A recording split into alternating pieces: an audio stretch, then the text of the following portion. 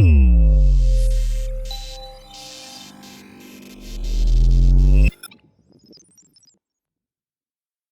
this is such a good picture, though. I know. Well, it was a good picture. Now it's just this.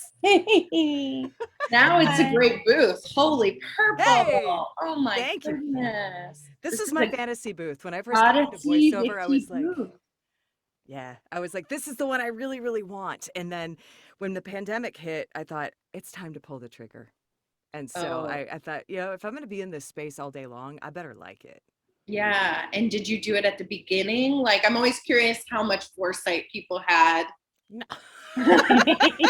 Foresight, what's that? No, I did it. Thought it's going to be a couple weeks and this will be over. I have tons of inherited trauma from being Jewish, and I just think everything is about to be the worst disaster ever. And so I saw it and was like, no, this is 2 years.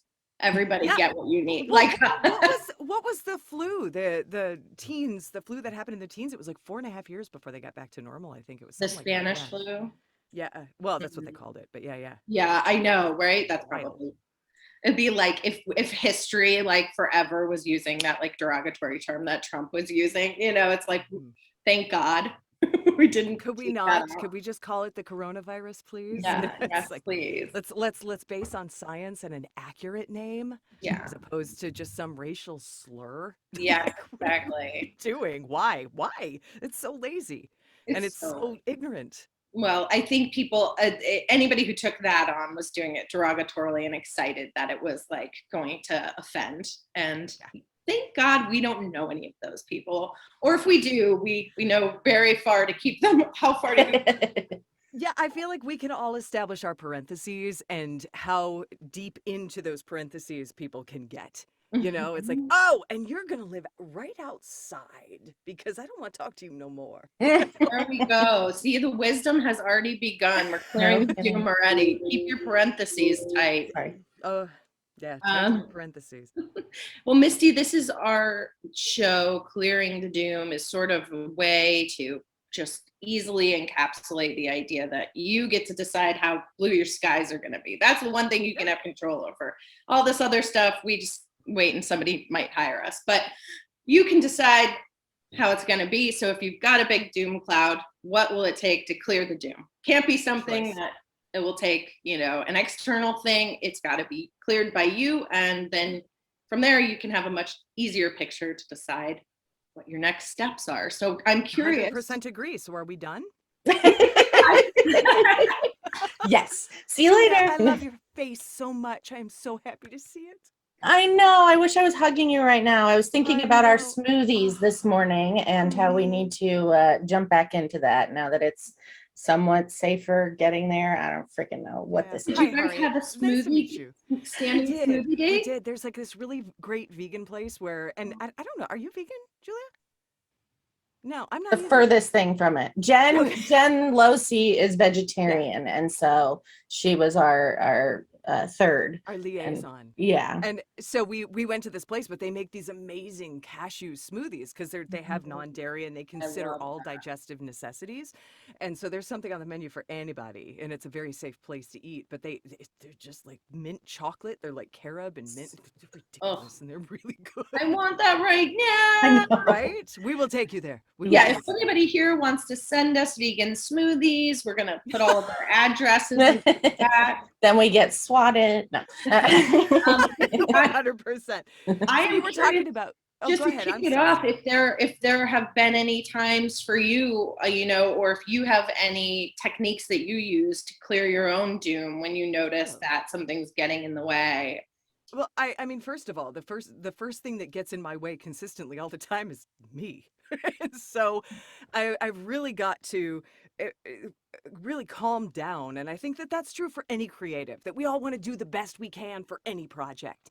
And sometimes that supersedes any gratitude that we might have toward what we're doing in the moment. The fear sometimes takes over and you're like, oh gosh, I really want to do a good job. Was that okay? Am I okay?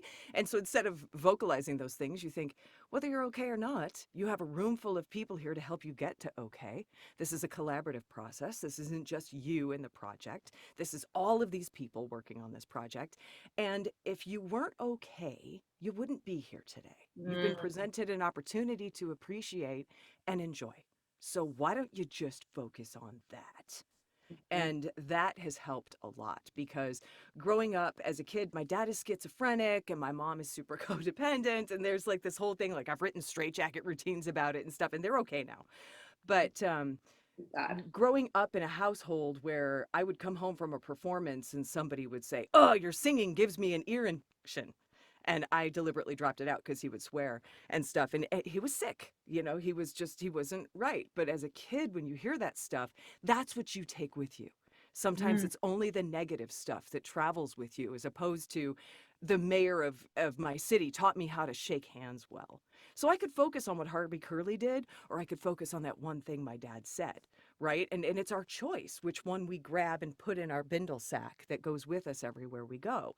And it's taken me a really long time, and I work on it every day, and I think we all as artists do, to get to the point where it's like, but you're enough.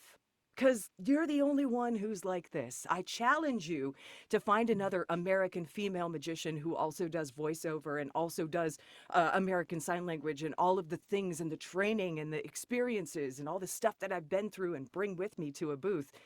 Good luck finding another one of those. Good luck finding another Julia who brings this approach to acting and knows these stables of actors and understands how to pull out of them exactly what they need. And you have this mental inventory that just goes. Good luck finding another one of you. And so you just have to trust that if copy is in front of you, you're supposed to see it. So have fun with it, man. And I Yeah. think that so many actors are like, "Oh, okay, the voice print is this, and what if this?" And it's like, you know what? Just what if? Because right now, even in an audition, you're playing that character right now. So how is it more you? Because you are enough, man. You are everything you are, and nobody else is that. And I know that it's, we're all a unique snowflake, and you hear all this stuff all the time, but it really is true. And so if you're going to buy into any BS, why don't you buy into the BS that you're okay, man? Because look what you're being presented with. Look what Yeah. you're doing right now. How do I get into voice acting? Do it. Do it every single day, and you're going to find that you level up organically instead of pushing it and striving and reaching and grabbing and this isn't enough and that's not enough. What if it is enough? What if it's awesome? Yeah. What if And it's it sounds awesome like to you just have really copy? diversified your interests as well along the way, which probably helps take that, pressure off the one thing working out so well. Nothing takes pressure off of anything because we're all coal trying to turn ourselves into a diamond, like we pressurize ourselves all the time. And Yeah. it's like, why? It is an active choice for me every single morning to go, all that stuff, no, that stays out there. Now let's play. Oh, I I like was, the physicality of it's a backpack full of this it's like a weight hobo's and this bindle sack baggage, carrying it. and you're just gonna release it and leave it over there. Yeah. I was just talking to somebody about this the other day, and I said, look, we've all in our lives been handed a bag of fertilizer, basically, right? I mean, like, we can all say, this is what I've been carrying around. This is what has happened to me. These are the horrible experiences I've had. So now you have a choice. We all have this bag of fertilizer. You're going to hold it and smell it constantly right in front of your face, or you're going to drop it on the ground and let it make things grow, Mm. right? So Mhm. that is but it's an active choice because we are handed a fresh bag every day. Everybody. I love And it. this person's fertilizer is just as valid as that person's fertilizer, even though this situation on the surface may look more dramatic. That person may not be as fragile as this person. And I'm not using fragile in a derogatory way. It's fragile is important because it brings vulnerability and it's a gift. Mm. But it's just, what are you going to do with this bag today? Are you going to say, wow, I'm going to learn from this bag because it stinks. And so let's make some flowers.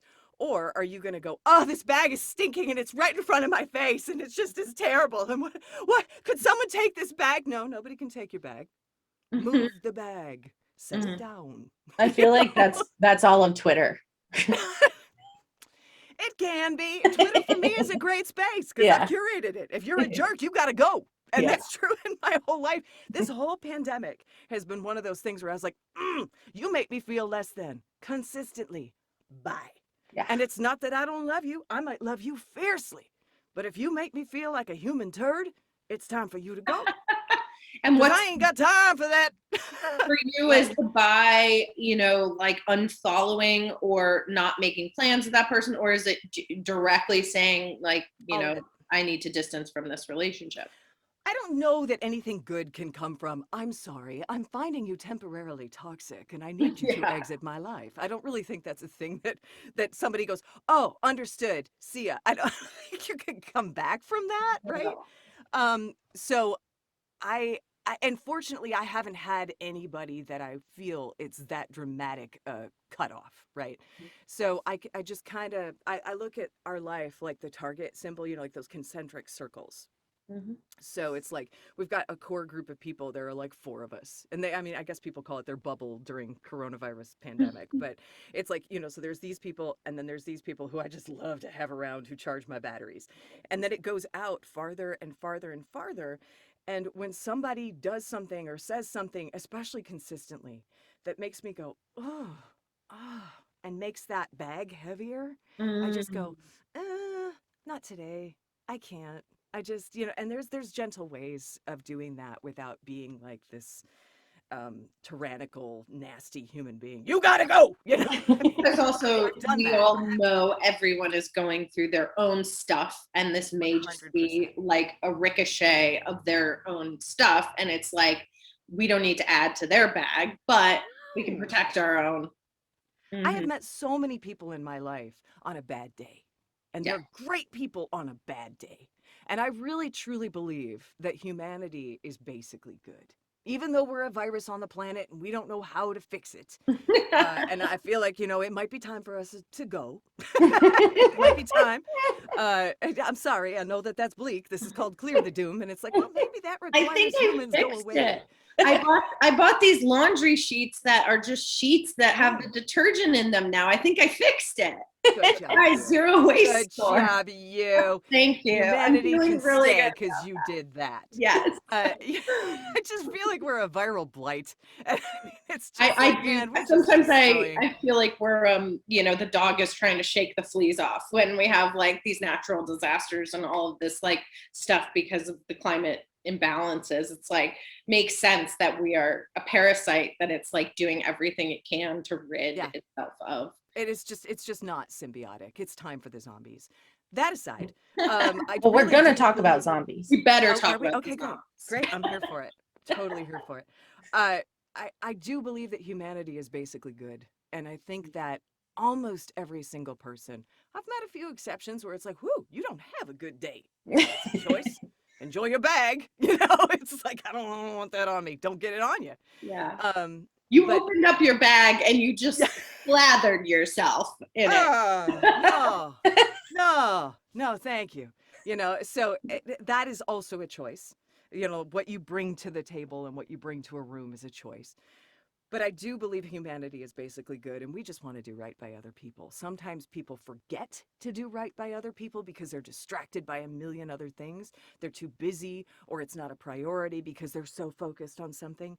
But I have found that almost every single time, it's fear.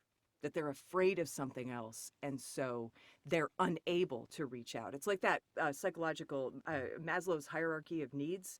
If you're on the bottom and you can't breathe or you haven't eaten, that's all you can think about, right? If you haven't slept, you haven't eaten, you can't breathe. And if you move up the next tier and your basic needs are met, then you have more to offer. You move up to the next tier and you're not worried about where your meal's coming from tomorrow, and you're pretty comfortable and your shelter is stable. You have more to offer. And when you finally move up, the people who are kind of doing pretty well, they're okay. And I'm not talking rich, I'm talking their needs are fulfilled. They can move on to a spiritual kind of more of a developmental state, and they just have more to offer. And I think that usually when I meet a jerk, they're down here and they're scrounging and they're searching and they're really trying to survive, and they're afraid they won't be able to. And so if you can either help provide that need or help them realize that that it's not about that right now, and just kind of level the playing field, everyone will rise up. And it might be, an illusion. It's not necessarily that they really don't have their needs met or that they're not going to, but it's this illusion that capitalism creates for us that's like, oh, if you can't buy a house that's, $2.2 million in LA, you're unsafe. And it's like, no, we'll be okay. And we're also, if anybody's listening who's here in America, living today, right now, I mean, we are the luckiest people on the planet. There is always food somewhere, and there is always a way for you to make money and to take care of yourself if you absolutely need to. And even if you have disabilities or anything like that, we're in a society and a structure where you can get your basic needs met. And it's odd for people who have so much to behave like they have so little. Agreed. And again, I'm not an expert. I'm not claiming to be have a PhD or be a psychologist, but what I have almost always found is that it's fear-based. And if you can knock that away, you can crack that walnut and you can discover what's really in there. And it's the meat of every walnut is almost always so delicious. People are just cool. They just are. And when you take the time to really see beyond the shell and the armor that they've built up because they've had to, or because it's easier to have it on, and you get into the good stuff, boy, what a privilege. We're so lucky to have you. I know. I was just going to say that's a perfect segue into how did you get to be you, Misty Lee? What's your origin story? Can't help it. My supervillain origin. What's your origin story? I told my husband the other day. Your superhero said, origin story, but okay. I don't know about that. I'm pretty. I would say I'm probably chaotic good. But I was telling Paul the other day, my husband, I said, man, it's a good thing that you bring all this chaos, because if I didn't spend all this energy helping you out, I think I might be a pain in the butt. I would be like a big high-level supervillain, like the Punisher or something. But I'm busy, He's waking me up at midnight going, I need to go to the emergency room. And I'm like, but do you? What's going on? Let's really evaluate this. Let's back up. Panic is last. Let's start with some, That is positive thinking right there. That is the power of positive thinking, that you're able to turn that into a good. That is a tired wife. That is. And it was 12:30 in the morning, and I had already drugged myself to get a good night's rest. No, did not get one. Anyway, you asked what my origin story was. I've always just been this idiot. From the time that I was little, my grandparents put me on a stage when I was 3, and they were like, sing for the German people. And I was like, okay. And they gave me a teddy bear. That worked out. So I had no terrible association with singing or performing. It was easy to do. My aunt taught me the song, I Believe in Santa Claus, on the way there. I was 3 years old and had just gotten a perm. And I was very happy to show it off. So. Oh, I want to see that picture. Nope. But it's, I don't really know what to say. I have a wonderful father who I would not call a daddy, if that makes any sense. Like, all of the really important life lessons in my life came from Stosh. Stan is his name. And he taught me how to change a tire. He taught me how to lead with integrity. He taught me that honesty was really important, but I wouldn't really want to hold his hand in the grocery store because he was very explosive and volatile. And so you learn, but he was also sick and he's medicated now. So everything, I don't want to make it sound like, oh, my bag is on the ground. I'm all right with Stosh, and I'm great with Sandra. My mom is incredibly strong, and she has devoted her life to making sure that her family is okay. And there is such a strong vulnerability in that. So, and I have a sister who has 3 children, well, technically 4, because she's got a stepson, and she is doing her best to make sure that these kids have a decent life, and she's a great person, and she's taking care of my parents now because they're in Detroit, and I'm like, I'm gonna send a phone to Mom, can you program it? And she's like, sure. She's the boots on the ground over there, and there's a strength in that as well. And so I come from a strong, loving, everybody loves each other, but it's super dysfunctional family. And then I was in dentistry for 13 years. I did not know that. Wow. Yeah. So I know a lot about the structures that create the sounds that we work. I do. That's I know all about your amazing. trigeminal nerve and the way these joints come. Yeah, the whole thing. but I thought that performing was a, a blissful hobby. I never really saw it as something I could make a living doing. And so I devoted my original college years to science because I was like, well, this is an income I can predict, and this is something I can control. And all of my didactic studies are very black and white, and this is this, and this is that. And then eventually I was a dental assistant for a really long time, and I was sitting there helping make a temporary crown. And I thought, I don't want to do this at 60. And there's nothing wrong with being 60 making a temporary crown. I just realized then it was not for me. Just like when I opened QuickBooks, I was like, some people are like, oh, this account is reconciled. My day is complete. I'm flinging myself backward on a body ball going, my soul is being drained away by these numbers. Why? Right? So, I mean, there's just things that are for certain people. And you want the person who loves that stuff to be your person. You want them to do that because I don't want to do it. Right. And I loved dentistry because there are human beings there, and human beings were scared. And so I completely understood. I was like, hey, we're going to be in your mouth today. This is what you're going to see. This is what you're going to feel. If you feel the following things, there's something wrong. But otherwise, everything's right. And this is what's going on. And I would explain all of that stuff to patients. And several of the dentists I worked on, like they worked with, would walk out of the room and go, could you go in and throw some holy water on 3, please? And I'm like, I can't. That would have been me. I would have been in 3. And I'm so grateful for all of the professionals that have like literally seen my anxiety, known I'm one of those, and just like got me through the thing to the point where one of the greatest feelings of adulthood for me was overcoming like a fear of like getting my wisdom teeth out was such a major fear. And when I finally did it, I felt like such a boss. Like all this other shit aside, like I'm like, no, but I got my wisdom teeth out without my parents. It's not easy.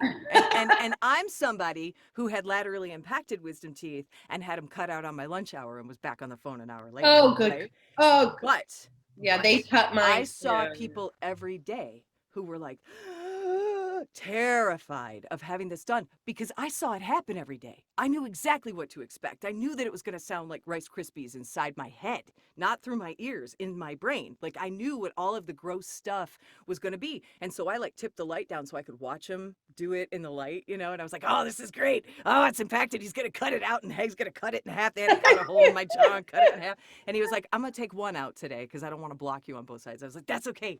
So I got it, and I enjoyed mine. But for You're like Steve Martin in Little Shop of Horrors. But for somebody who doesn't know all that stuff, right? I'm armed with all of this knowledge going in. If somebody doesn't know that they're going to hear this Rice Krispie sound, they're going to panic when they hear it if nobody tells them it's coming, right? And that's what I'm talking about your bag. Like, that's why this one is just as valid as that one, because I'm armed with all this knowledge. So it's easier for me to glide on through. You have no idea what to experience, and you're bringing all of these bad experiences with you, and you're going, whew, but what was that? Oh geez, what's that thing? Why does it look like a hammer? It is a hammer. Well, it sounds like you have next level empathy, and you've realized about setting expectations and telling people exactly what's going to happen will calm, like, that, because you're good at the give and take with other people. And I think that's a big part of being an actor, right? Is like, that's our job. It's the whole thing. So how did you do it? How did you sit there and go, I don't want to do this when I'm 60, and then that's what you were asking. Turn. Got it.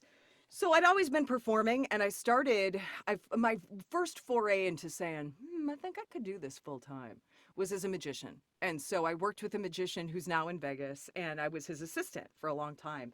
And he said, you'd be a good marketing asset. There really aren't any broads doing this. You want to be a co-magician? And I said, sure. So he and I started working together, but we just kind of had divergent visions. And, like I come from a musical theater background, show choir stuff. Like, I mean, give me some jazz hands and a pot of bourrée and I'll sing right through it. And he absolutely did not. And that's legit. So we just kind of parted ways. And his name was Chris Angel. No.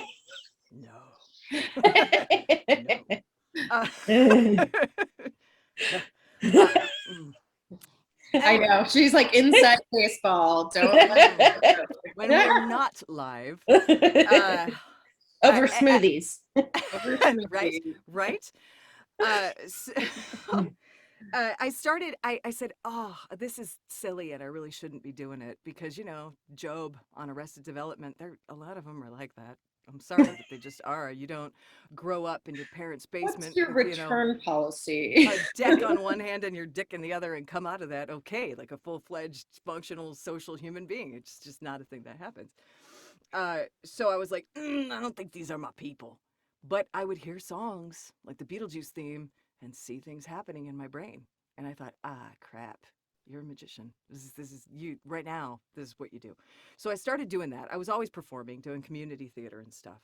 And then I moved to LA and I married a guy who had written the Zatanna comic. And that's, how I met him. And he's a really good guy. And it was like, well, you know what? I really think I'm going to pursue this full time. And he said, if you're going to move out here, I'm happy to pay for classes and handle the house expenses while you figure out what's next. He said, because if you're going to move across the country for me, and I did when we got engaged, because he was writing for Lost. And it was like, well, he said, well, which one of us is going to move? And I said, I'm a dental assistant in Michigan and you're writing on Lost. I'll come to you. Yeah. How did you guys meet? These are such divergent interests. I sent him an email and told him he did a good job on the comic. And Oh, emails eventually turned into instant messages, which eventually turned into like, let's have dinner. And we both flew in and had dinner. See, this is the thing that people can glean from this particular thing is if you are networking or whatever you're doing, make sure it's authentic. Like if you really love something, talk to somebody that like made something that you love. That's okay.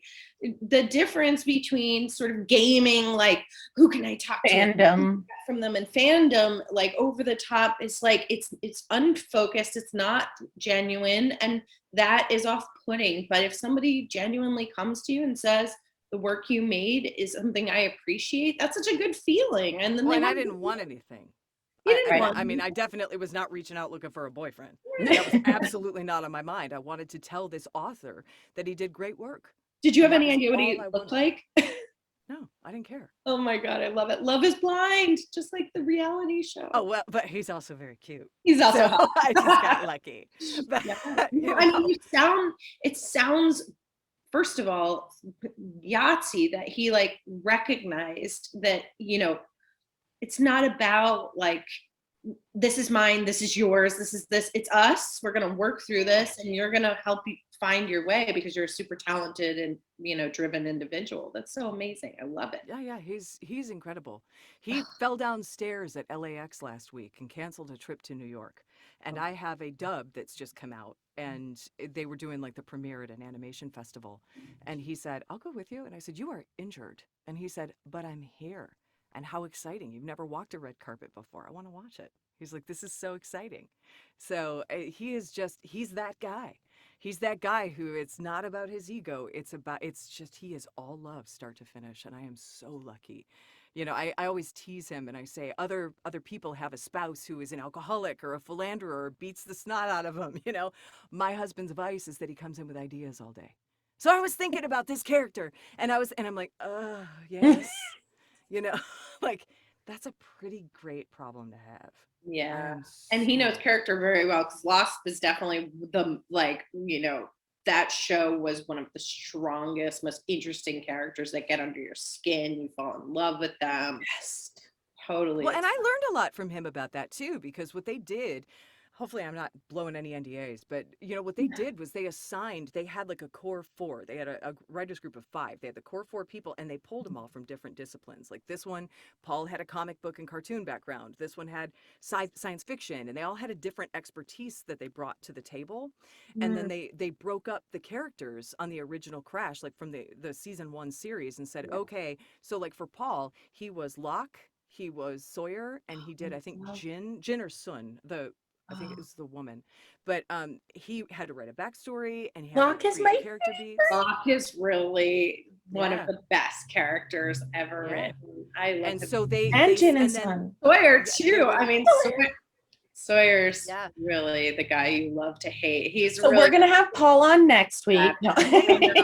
He would love to talk. I actually I'm friendly with the Lindelof family, and Damon and Heidi. And I absolutely have to compartmentalize, like, you've made this thing that's so incredible to me, and you're like, it's just it's part of our business a lot of the time, is like being around people. I was saying to Julia the other day, like I got to work with The Sopranos at the very end, right before it all ended, and was a fan and was watching the show, but I'm literally obsessed now, however many decades later. And it's like, or time later, but it's kind of interesting how if I would have known back then, I wouldn't have been as cool or been able to do my job, how much it was going to mean to me later. I think it's so funny.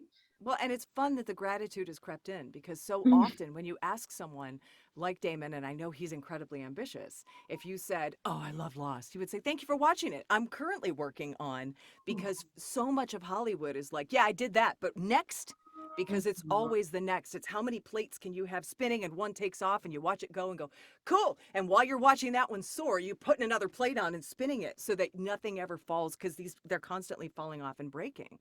Right. And that's just a career in Hollywood, because especially now, we're all freelancing and everything is like Mach 4.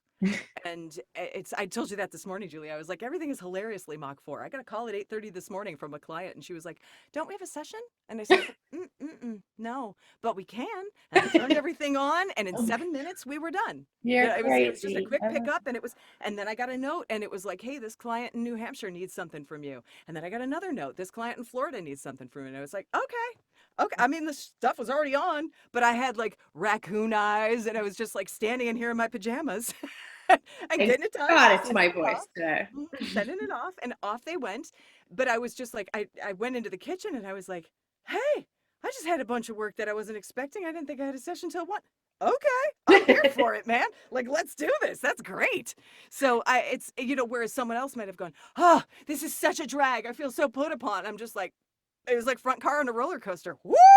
Yeah, it's so wonderful. I think it's like the perfect space for, I'm fully ADD, and for me, this is like, it's like ADD is like a superpower in my business, where I have to have 85,000 things going on, and I can quickly turn my attention to anything and, be just as inspired as I was when I started it. Yeah. And I have a kid that I mentor, and she is going through a hard time figuring out what she wants to do. And she's like, "I don't know if I can do all of this," because, her ADD is so strong. I said, "This is exactly what you should do, but it teaches you how to harness it."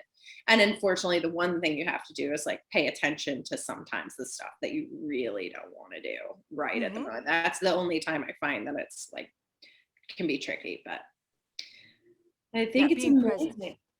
Yeah. So you got here and you started doing some lessons. Magic. I was doing magic when I got here. I immediately mounted an illusion show, and I invited everybody that I knew in town. And I really wish I hadn't done that, because it wasn't very good. And I did one years later in 2017 that also wasn't very good. I liked that one. Thank you for coming to it. That was Shasta, wasn't it? Yes, it was the 12-minute Shasta. I love Shasta. Long. Thank you. What is that? Send me your address and I'll send you a fridge magnet. Shasta is a mind-reading honey badger. Oh my god! Oh my god! Yeah, that's a lovable character. I'll show it to you. Hold on one second. Please. Yay, Shasta.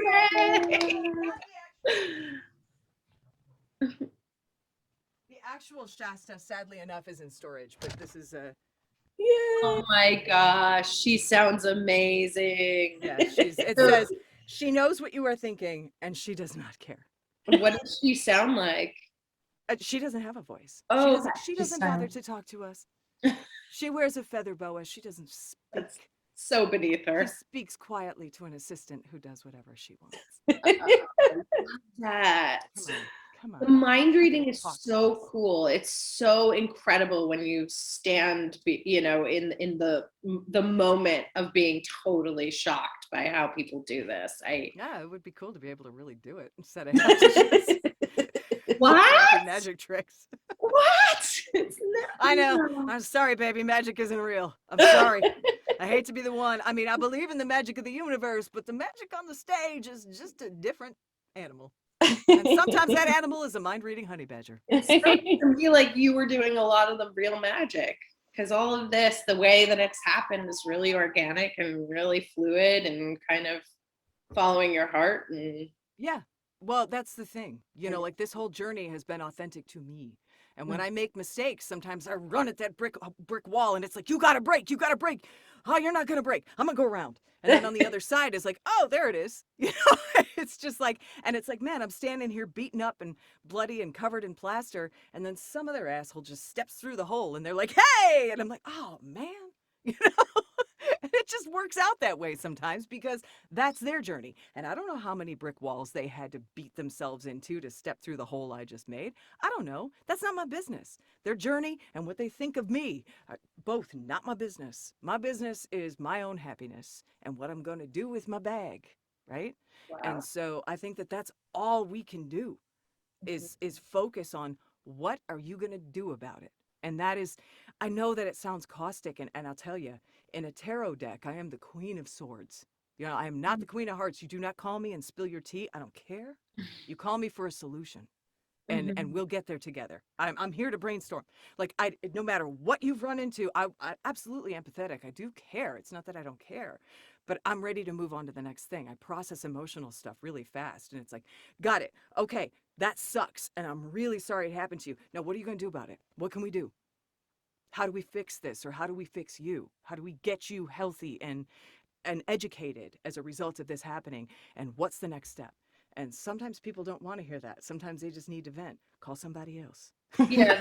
You know, there Julia. are other people. Julia, Julia, what would your tarot card be?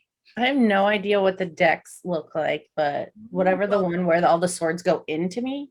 Oh, come on. No, you're like, it's funny, like just looking at just the queens. You've got the Queen of Hearts, who's largely emotion, the Queen of Wands, who is kind of like industry and building, but also socializing. And the wands are the clubs. Like if you look at the tarot deck, also coincides with a regular deck of cards. So the Queen of Hearts is feeling, Queen of Wands is kind of industry and social. You're And very Wands. Me?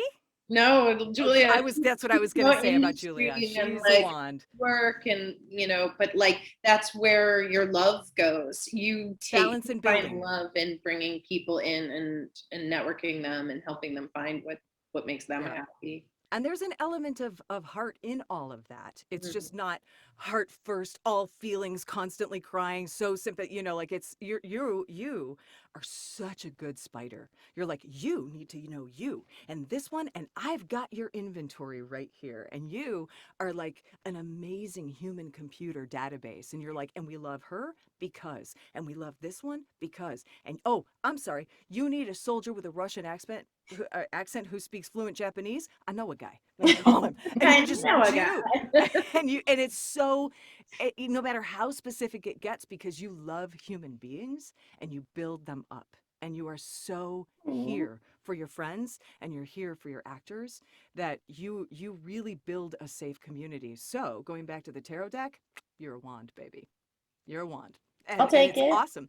Yeah. And it's all about construction. You're constantly building and protecting and making sure that everybody's safe and that they know they're loved and valued. And it's a superpower that you uniquely, strongly bring to the table.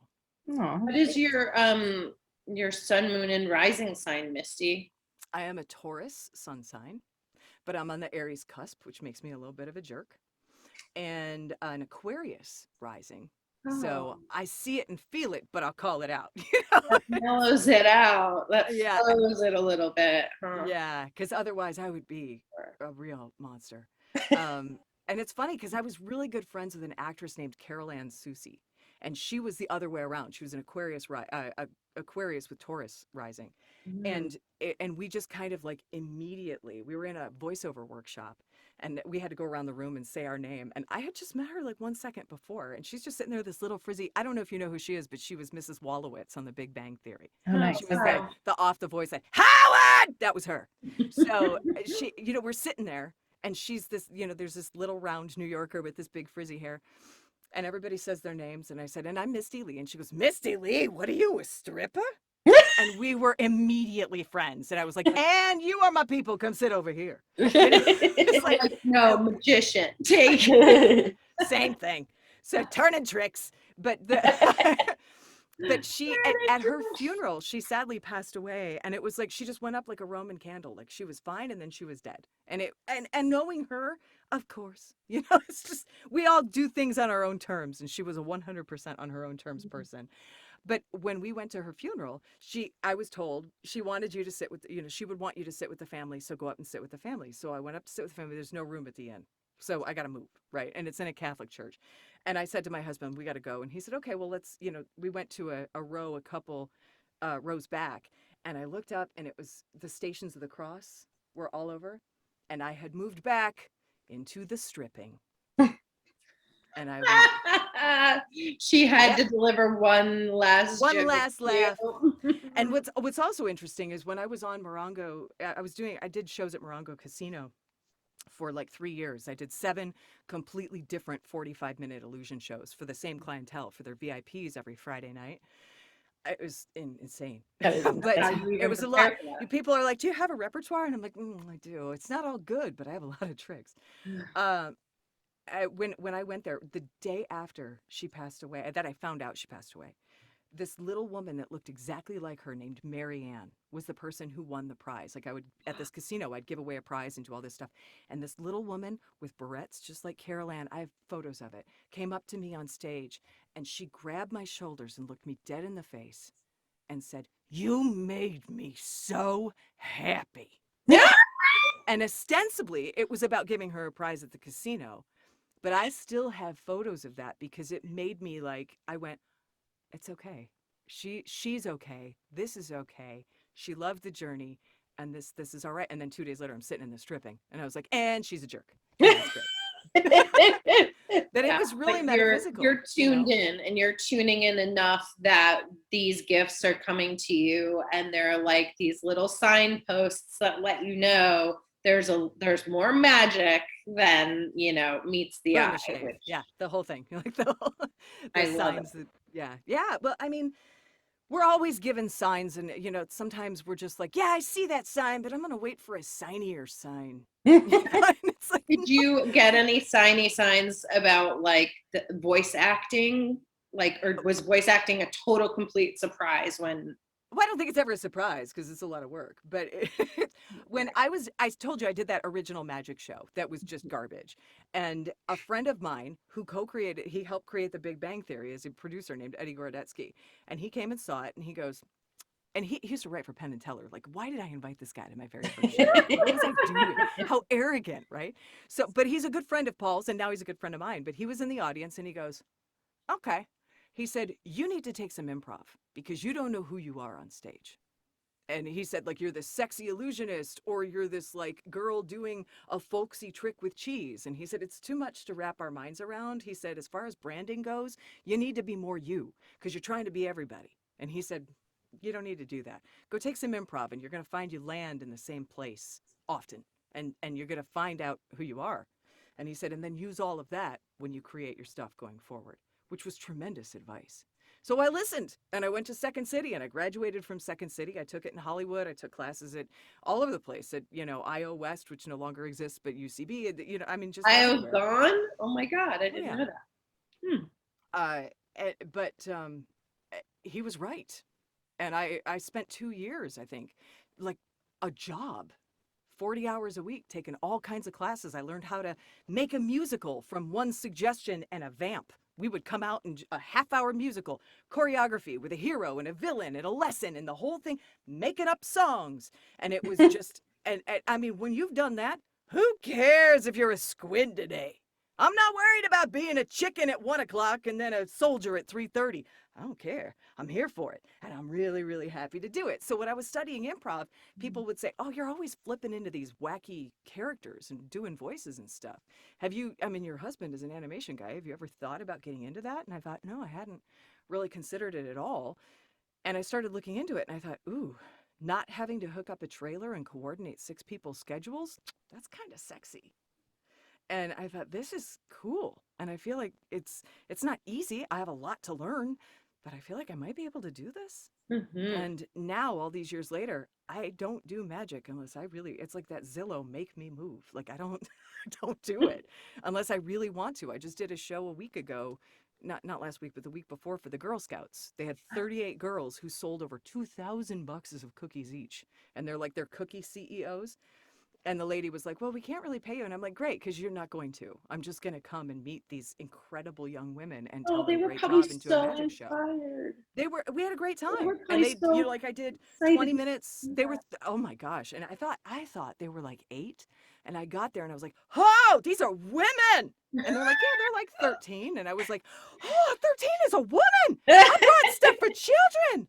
And I thought, Yeah. right, but you're also an improviser. Deliver it different. So I came out and did the exact same show a little bit of a different way, and then got right to the Q&A, because when I was 13, that's more what I would want. And they were like, talk about the environments, talk about your worst experience, and what should we know if we want to go there, and are there resources?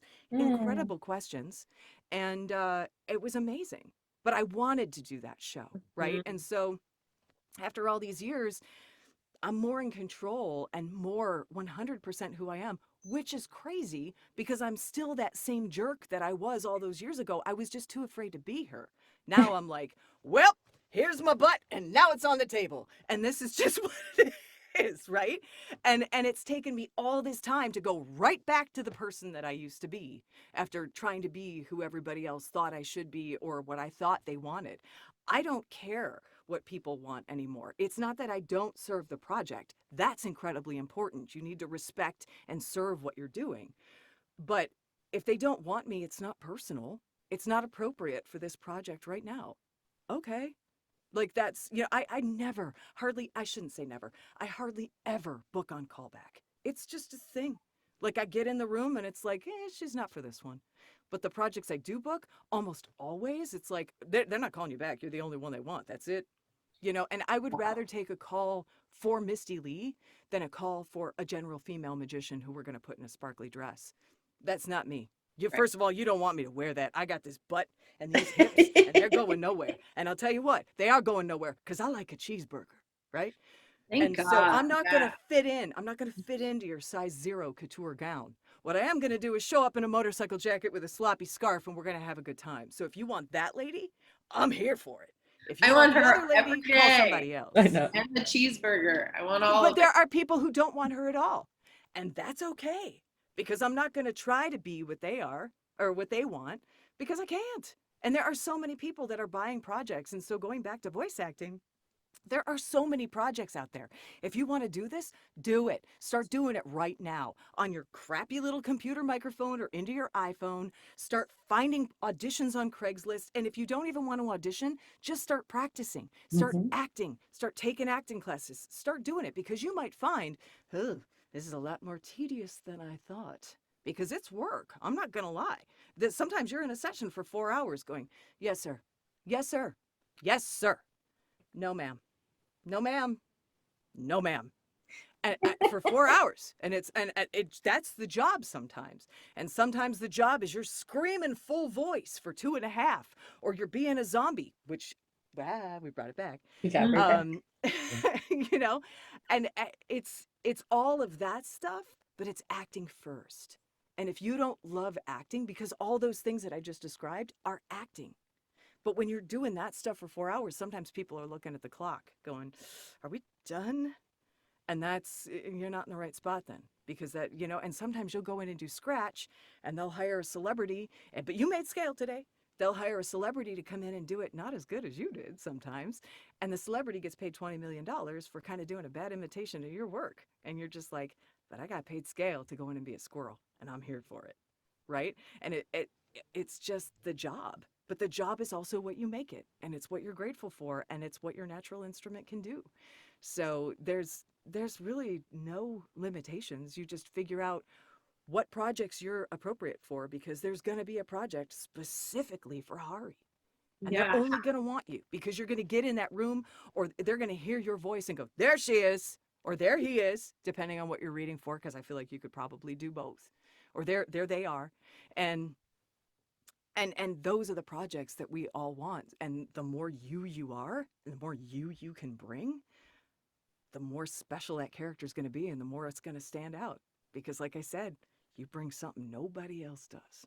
How did you find you had a niche for like zombie and creature and stuff like that? Because I feel like unless you sort of are in a situation where they're like, hey, can you do this? I don't know if you even know that about yourself. Well, I mean, I'm a weirdo, right? So that's not, and I'm not the only one who's in that niche now. Other women are like, oh, there's a market for that. I can do that too. And they're right. They can, and they're good at it. Some of them are even a lot better than I am. And I'm just like, oof, let her have it. Cause that's a ripper, like sometimes it's just like, whew, Totally. but I will never forget where it came from and then where it went to. And it was like, whoo, that escalated quickly. I was in a session with Tom Keegan, who's a wonderful director. And I love Tom, love him fiercely. He's very good and he takes good care of his actors. And he's an actor too. So he's great.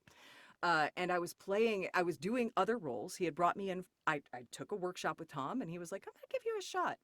And he brought me in on a non-union project at the time. And he was like, you're going to play this, you're going to play that. And I don't know if you're comfortable, but this is like a goblin lady that eats people with her stomach. And I'm like, open that file now. Let's get there. Oh my God. I've done all this improv. I don't care. Right. And so he opened it and we just found these like really weird screams and all this other stuff. And I just went for it. Like I didn't even think about it. Well, what I didn't know was a sound designer who was working on that game also worked for Naughty Dog. And he said, I know a girl. When they were looking for the sound for the clickers for The Last of Us, he was like, I know a girl. Whoa. And he brought me in and he said, look, he and Philip said, we don't know what we're looking for. And we don't even know if we'll find it today, but we just want to play. Let's just scream and explore and just do all this stuff. And I was like, okay. And I left there soaked, like just absolutely soaked. And it was a 4-hour screamer session because they didn't know what they were looking for. So it was like, make this noise, make that noise, do this, do that. And then all of a sudden I was doing something on like stuff like that. And I threw my head back because I was losing my voice. Because when you do stuff like that, eventually it just gives out. And I was like, and they said, what? Oh, stop. And the sound designer said, these characters use echolocation. Can you vary that? Can you change the speeds? And I said, yeah. I didn't even think it was anything. And Philip and the guys, they were just like, that's it. That's our sound. So we need to get a ton of that. And I was like, cool, because that's a non-voiced sound, but it's going to rip me up because of where it is and the way that I do it. But we got it. And they won a BAFTA, not just because of the noises I made, because of their excellence in art, but Yeah, but that is a very scary sound. And in the world where scary is the commodity, novelty is what they need, because we've all heard certain things, and people, especially people who love horror, don't get scared very easily. So something very weird and uncanny like that is what's gonna like get you. Like I'm creeped out just hearing that, and I've never played the game or watched it because I'm like a total wuss and scared of all that stuff, even though I want to. But that, even hearing you do it, I'm like hair standing on it, because they're like these fungal creatures that they're like their faces have split and this fungus is like growing out of their head. They call them clickers at first. Yeah, they were called clickers. Okay, so that does found that like, and they were like, oh, that's it. And I taught the sound designer how to do it so they would have a male and a female sound, although they kind of sound the same. And we just did it. And so how did you come up with any techniques to, oh, sorry, Julia. No, I was just going to say, but at that time, I do want to remark that although there are people who are doing that kind of stuff now, at that time, there are very, very few women who were willing to go there. And so, and that was when Misty and I met. And it was like one of the most like remarkable things is like, okay, not only can she do it justice, but she's willing to go there. And that was just very rare at the time. And other women now are just like, oh, hey. And like I said, some of them are like experts, like really, they have really focused their career on doing this, and God bless them. I love it and I can do it, but I really get excited about telling a story, and creating those sounds is super fun. And I definitely don't, please hire me to make the sounds. Yes. I don't want to You're not going to cut off the other opportunities because you love dialogue and storytelling and character well, and you want but one of my 3 today, let's go there. Let's make a creep. Some Let's people be just a want to weirdo. utility it out, and that's totally valid for anybody listening. If like you just like want to work regularly all the time, making sounds, like do it like that. Like D. Bradley Baker does. Yep. D. So Bradley Baker has made an incredible career out of making noise. And that Mhm. man he's like Frank Welker. Like they can just like open up sections. It's like, I'm just going to open this part of the right side of my throat. It's like, what? What? But D sits all day, takes pictures of bugs, and he's like, what would that sound like? Mhm. Because it's what he loves to do. that's amazing. Do Did it you every come day, and up then with you're like, any wow, he just techniques does to it. protect your throat when doing the clicking after that? Because you had to give so many hours of it. I was toast for 3 days after that. And Mm. I said, okay, I can't do. So first of all, I limited my sessions and I contacted Heather and I said, I loved doing this, but I can't do anything else. And fortunately, it was on a Friday afternoon. So I had a couple days to come back. But I told her, I said, I can't do any more than 2 hours.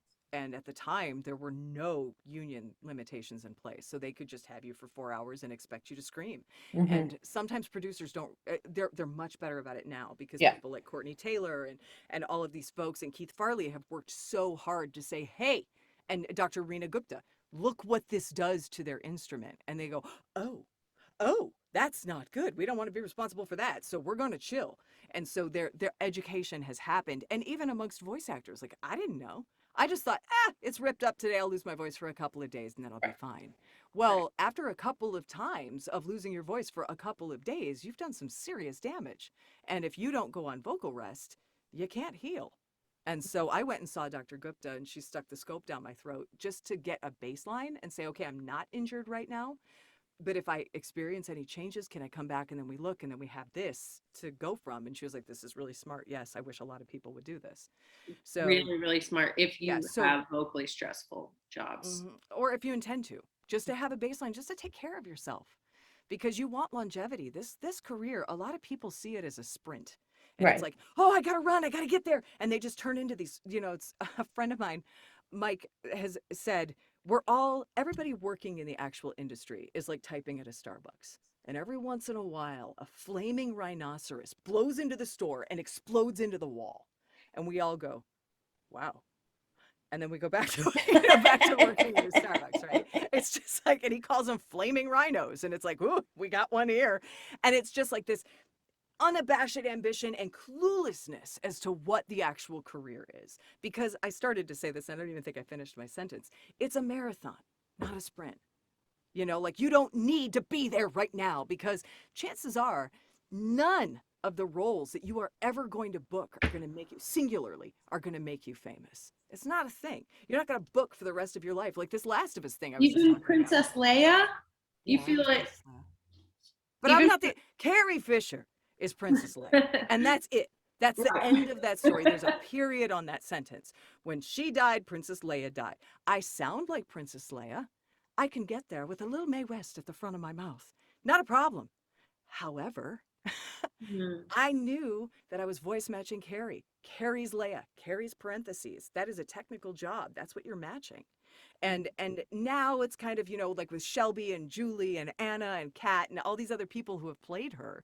It's a privilege to play her, but I don't have any proprietary connection to that role. It was just a privilege for a minute, right? And I mean, I was like ready to pass out at that session. It was fun because it was funny because the Atlas sent the audition and I did half of it. And I was like, I got the voice. I can do this. No problem. And Nick Lanza, who was at Atlas at the time, called me back and he goes, only half the audition's here. I said, I know, it's like 43 lines. And he said, finish it. I can't send half of it. And I said, but this is a lot of work. And I'm just like, obviously I can do it. And then they've got like this Bosk thing, which is like, you are free from the carbonite. And I'm like, what's that even doing in there? Like, I can't match that. And he was like, would you just stop it and do the work? And I went, yeah. So which is very nice. That's a good agent who cares, right? Yeah. And so, But I finished respect it. your ability to just be like, look it, you should have it by now. Because what are they doing sending us 20 pages of stuff? I get why she had a lot to do in the script, and so they were justified in sending it. But as an actor, it's like, look, I have like a 1 in 2,500 chance, and I'm grateful for the chance. But But do at that the on the likelihood of me callback. booking this, Yeah. the likelihood of me booking this is so small, and this has taken a long time, like 2 Yeah. hours or something. And Nick was like, finish it. So I just finished it and I sent it off, and I didn't think another thing of it. And then two or 3 weeks later, he called and he goes, well, have I got some news for you? And I said, oh, what is it? And he goes, I was right. And I said, what do you mean you were right? And he said, you booked Princess Leia. And I was like, that's awesome. And I didn't, like, that was my reaction. I was like, this is so cool. Well, I got to the session and everything was going fine. We're like halfway through the session. And then halfway through the session, it hit me. They put a picture of her up. And I went, because it was the outfit that I wore when I was 3 years old. It was like like the Hoth Leia with the white, with the buns and like the whole, and I was like, oh, and it just hit me all of a sudden. And I was like, oh, I'm overwhelmed. What do I do? They need 3 on this next line and I can't breathe. It was just like, it was crazy. Oh. And I said, guys, I'm going to need a minute. And yeah, and I'm like totally pretending to be calm, but I'm like, and the director at the time, Dara, had kids and clicked on. They were all muted while I was working, and clicked on, and I heard, "Daddy, I need to go poop," in the headphones, and I was like, "And we're fine." That's such a good. It Dara, brought me right back to, what a great nope, director. we're doing a job today. We're, like, and there was no control over that. There was no, like, I mean, he couldn't have orchestrated that. It's not like he said, hey, No, come in I here, know. and as soon as I unmute, I need you to shout this thing because I But can it's sense it's thousands so of miles away that she's, yeah. perfect. It It's was so it was perfect. a gift from Carrie, I think. Yeah, Carrie was like, "You can do this, Misty. Just do the job. Just Don't, get out of your head." put down your bag, crawl out of your own butt, and get it done. Right. Mm. And it was but that's the approach that I've always taken. So anytime I'm called to play her, and I haven't been called in a long time, but anytime I'm called to play her, I'm like, really? How can I be better at this? How can I? And the more nervous I get about it, the worse the voice match is. Right. It's like, because she's got this, like, I mean, me, naturally, organically, I'm very Carrie. This is what it is. My dog's tongue hangs out and I'm just here and here's middle fingers. And, I mean, like, that is very much who my personality is. When you start putting a cage around that, it becomes less and less Carrie. Right. That's what they like about you, is that you have this sort of Swagger. unique swagger that comes through. Do you ever like just watch a quick thing that she did or anything to prep before you go in to do those again? Or I have the original audition files. Like, I have the original reference that they sent, and it's like, it's at least 30 lines, 30 Leia lines that they pulled from the original 3 movies when she was younger. Because the other stuff is, General Leia is a totally different animal. But I have that original. I saved it all these years, and I have a file that says Leia Ref. And I've got it there, and then I've pulled some other things from other places, and then I also pulled some interviews that Carrie did when she was younger. So I've got her natural cadence, her Leia cadence, and that I can, but I don't like sit and do it on a Tuesday afternoon at 3:00 and like top up. Because you're not just so watching Revenge. Yeah. Well, I mean, I think that it's our job to study and practice and rehearse, but if I beat it to death, it doesn't help. Yeah, you get in your head, like you were saying. Yeah, for me, like a voice match, if I hear it and can reproduce it immediately, I'll turn it in. But when it comes to that technical job, if I can't get there really quick, I start to overanalyze the musicality and. Yeah, you don't want a job that you will be struggling when you're there and people will be let down. So, because that there's is someone else who's got it. Like they were auditioning for a voice match. Disney does a lot. And I was up in like the top 5 for Elsa, because even though I don't sound like Idina Menzel, when I stretch my mouth out, I really do. Right. And so it's like, oh, that's easy. And I got there and I was working with Ben Hoppy, who's a brilliant director. He's also a very nice guy. And he said, you're not nervous enough, like at the callback. And he said, there's a reticence, like in her delivery. He said, which actually was because Idina was scared to death to be playing a Disney princess, but it works for the role. And he said, you're already a queen. She doesn't want to be a queen yet. And he said, so, and I think that's one of the reasons why they found somebody who had that reticence and that she was able to really get the fear and stuff that went into it. It wasn't organic for me, because I'm just like, yeah, let's get it done. And and as an actor, it was educational to me, because somebody said, your young girls aren't convincing because we can't hear your virginity. And I went, huh, I never really thought about that. Like it never really occurred to me, like and I know that that's like shocking. It's like, someone said that to you? Yeah, it wasn't abusive. It was collaborative. It was like in a process where it was like, think back to when. And remember that it was all about like, what if that day, is this the guy I'm going to marry? Is this that? And all the what ifs that you didn't have answered yet. He said, you're bringing answers. We need questions. That's great direction there. What That's a incredible great direction. Mm-hmm. Yeah. Yeah, that's really thoughtful and character-based directing, and also about the, do you think that's something that somebody can get, or do you think it's just better to lean into roles that are innately in the wheelhouse that you have? I think it's whatever serves the project and whatever you can do. I think that it's imperative that we as artists always challenge each other and ourselves. I don't think that, it's like, well, I've got this really deep husky voice, so I'm only going to play hippopotamuses and soldiers. And it's like, well, no, I mean, I feel like your voice might be able to do some other things. Do you want to? Does your personality lend to it? Because what if you were a 12-year-old boy with that really husky voice, and that's kind of fun? I mean, it's so it becomes less about the vocal quality. I mean, Sterling Holloway? It was Sterling Holloway who played Winnie the Pooh, right? But same voice, Winnie the Pooh, Ka, and he was like, he played all these other characters' voices for Disney with the same voice, but different acting. He was such a good actor that they didn't need him to go crazy. Richard Horvitz has great range, but he's got a very specific sound sometimes, but his acting is so good that he's malleable and he can do all this other stuff. So going back to your original question, don't pigeonhole yourself ever. I don't think that that's a good decision. I mean, even if you really love promo and you're doing promo and you're grateful for promo and you wake up in the morning and you're just like, good morning, Vietnam, like that's great. But also, but always ask yourself, what if, both in life and behind the mic? What if I try this? Let's see how it goes. Oh, I'm not very good at that. That's one of the things for me. It's like, oh, that sucks. My Nordic accent is awful. I'm going to book an accent coaching thing because I want this in my back pocket. Right? Yeah. Like I was just like, I can't see all this stuff for British RP. And I'm like, what's that even? Like, what's the difference between that and General London?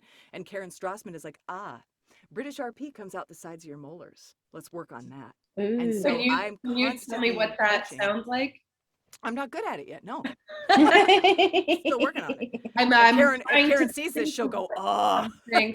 We'll definitely have her on to talk about the sides of your molar. Amazing. Yeah, we and she's a good teacher with a great are heart. so lucky to get to have her teach classes with us for sure. Oh, I will take them. Yeah. At this point, I really like private coaching though, because it's like we have a hit it and quit it approach, as opposed to like listening to 12 other people do it is really educational and it's important, but sitting in a 3-hour class when I can do 30 minutes of coaching, it makes more sense for me at this point in my career to get the private coaching if I can afford it, because sometimes it's super expensive. But have you done Skills Hub yet? Have you tried it? Have I tried what? Skills Hub. Jennifer Hale. Yeah, and it's been great. Julia's on it. I'm occasionally on it. But it's just booking out that 15 minutes with whomever is on your schedule and gives you that ability. So I think so many more people in our community now are getting to try the benefit of personal coaching versus classes and going, wow, yeah, that's special. Well, and when you're first starting out, I think it's imperative that you see other people behind the mic, and watch the mistakes that they make or watch their successes, and you go, wow, that really worked. And then you learn techniques and stuff, like and you learn those things at sessions as well. If you're watching and observant, I don't advise you creep, but like watching Frank Welker, they're like, okay, your character's running. Well, Frank just started doing this. And then as soon as he put his hands down, he was totally fine. And he wasn't making foot noise. And I was like, oh, so that's how you run. Got it. So he did this first. He did it while he was delivering his line, because it made him breathless and they could hear him, kind of the pounding. And I was like, oh, that's a cool trick. Yes. And he had so many of those things, like teaching Lorraine Newman how to roar. He was like, get a trash can. and put it up here and inhale like snore. And I got to watch Frank Welker teach Lorraine Newman how to roar like a lion. Whoa, what What? a day. What an awesome day. And Lorraine's great. And she's a big Lorraine is Cosby fan. amazing. Also a great person. Yeah, We have a she's lot of great. those in voiceover, it turns We out. do. Mhm. We're I lucky. mean, I think it's one of those interesting places that you end up after you do a few industries that are peripheral to it and go, Maybe. ugh, I yikes. started here, so scary." I'm spoiled. I Yeah. feel like I just got spoiled. I'm like, oh, on camera people can be jerks? I ain't got time for that. Totally Yeah. No, true. thank you. Well, they're just being abused so much mentally, emotionally, and physically when it comes to just having your whole person be constantly analyzed and criticized. And it's just like it makes sense why they're competitive and insecure and desperate. And I really liked that flaming rhinoceros is Yeah, flaming rhinos. I feel like finally things are starting to change. And the idea that you are enough is coming to the forefront because with streaming and YouTube and the way that technology has diverged and has also, kind of converged into this wonderful new nucleus of entertainment. Content is coming from everywhere. There's a ton of content being produced and there's just more room. There's more room for normal people as opposed to like this slick, heavy, like I work out 6 hours a day and I've had all this plastic surgery. It's like, okay, and that's great for that project. But what I really need is a round, snappy, Midwestern curvy girl. And I'm yeah, like, oh, I'm here for that. So I think that we're really lucky because we're kind of in a way, we're at that same place where uh silent movies were becoming talkies. It's like a similar technological pioneering it's a dawn. revolution Yeah, of yeah, yeah. And for so sure. I'm really excited because I think that we as human beings are going to feel a lot more fulfilled when we're not being driven by beautiful, and I use that in quotes because sometimes it's not, capitalism. And Mhm. so instead of being told you're not enough and you need more all the time, it's like I'm actually enjoying abundance even though I'm not wealthy. I'm wealthy in a lot of other ways and money isn't all. Right. And also, I'm okay as I am. I don't like to work out, and I'm not going to run unless I'm being chased by zombies, and there's room for me. And it's just I think that there's more room, and I think that more room is going to lead to more fulfillment. Yeah. At least I hope so, because Yeah. I would really like to see a lot more happy people.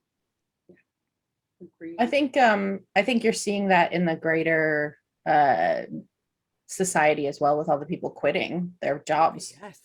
and just choosing themselves over these toxic work environments. Well, and you see some of the texts. It's like, I requested that week off and you said it was okay. And it's like, and you have been spoken to 3 times about your non-compliance. And it's like, ooh, well, wait a minute. You said it was okay, but now you're sending me this nasty text that says you're denying what you said was okay. So you're going back on your word. You're blaming me and trying to make me feel bad. Pass. Enjoy. You know? Exactly. And it's like, good for you. Good Yeah. for you. We Because have eventually humans these have a voice bosses. now against the Yes. structures and the structures Humanity that over create the capitalism. oppression that is happening in all of these different areas, which is really exciting. And I love that we get to work on that. I love that, like, a big part of through VO, especially, our company strives constantly to like break down the structures and the barriers to entry and make sure that like there is this more diverse and more rich, like, pool to work with, and we get to meet such great people when we do that, and I just feel very blessed. Well, it's also like a magnet. I think that like attracts like. And if you're out there doing good things, you're going to attract other people who are also doing good things and want to see good things. Mhm. And I think that you are doing great work. I see constant outreach from the Help Network and specifically from you two. And I know that Julia's doing it on a personal level as well because I've sat with her at lunch and I know what she is. And she's human sunshine. And anybody Human that she turns her sunshine. rays to is just really lucky to have it. We're And gonna I change think your that, Chiron. I think that it's a beautiful place if you curate one. And that's our job, is to curate on purpose what we bring and what we're surrounded by, because we can prune that garden. and we have to.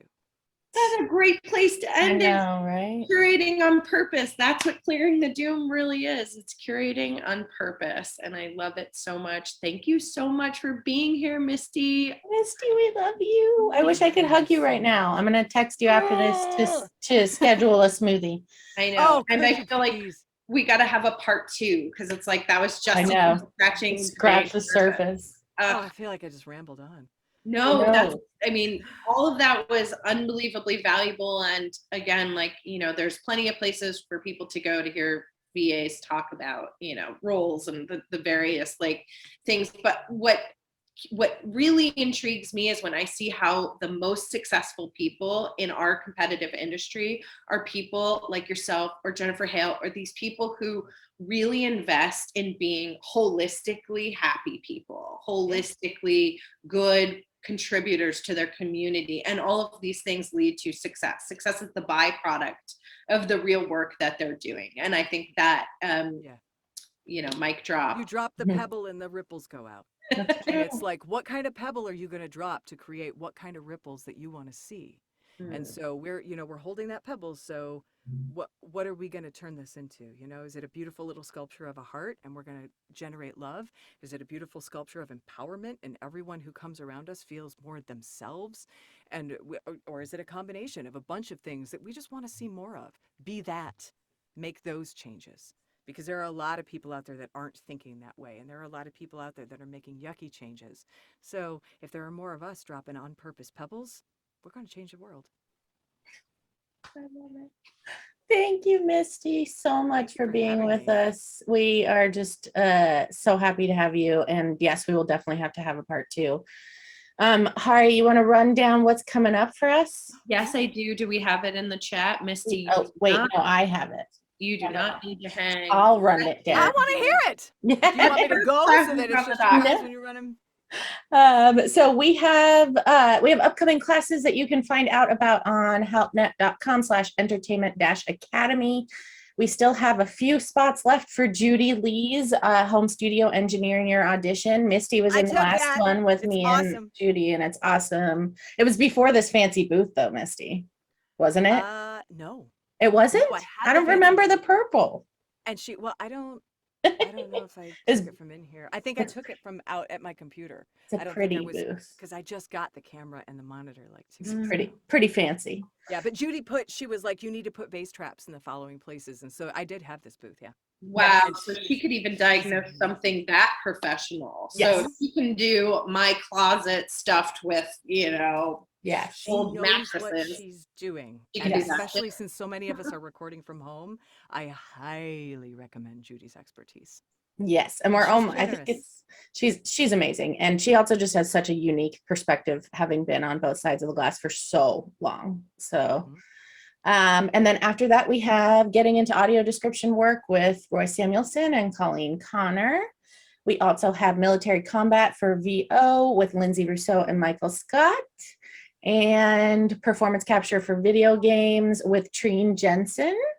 And finally, independent business for creatives like actors. So routines, rituals, mindset techniques with Chanel Bosch, who is new to our community, but she is really, really, really amazing. It's literally everything we're talking about here, which is how do you not be the flaming rhinoceros? How do you be the person who shows up as a professional, calm, cool, collected, doesn't get overwhelmed, doesn't wind up like projecting out of your body where you're watching the session happen. You're actually there, you're in it. Like, you know, this is the work as well, not just learning how to get cast. Once you get cast, you have to do the job. So right. And then last but not least, you can sign up for our mailing list on the Entertainment Academy section of our website, and we send out our classes on the 10th of every month. So all the new classes will be up on the 10th of November for December, and we have some very cool, exciting classes coming. So that's my spiel. Thank you so much, Misty. You are the absolute coolest. Next time I want to do some seance, and I want to do some magic, and I want to do all the good I know, we didn't even talk about the Magic Castle. Shasta's not here. We have a lot to discuss. Shasta can be here next time. Okay. I can make sure that Shasta shows up. She'll make an appearance. Okay. Thank you so Thank much, you, ladies. You are Misty. lovely. Thank you. Thank you. We will have you Smooth again as in. soon. Yeah. Happy weekend. Take Thank care. you. Thank you. You Have a too. great weekend and keep like bringing all of this. This is so wonderful. And I can't wait. I hope I get to work with you Can't very help soon. it anymore. Looking forward to working with you too. And thank you for a beautiful day. What a great, great midday this has been. Thank you for Thank you, a blessing to be Misty. with you. All right. Bye. Bye.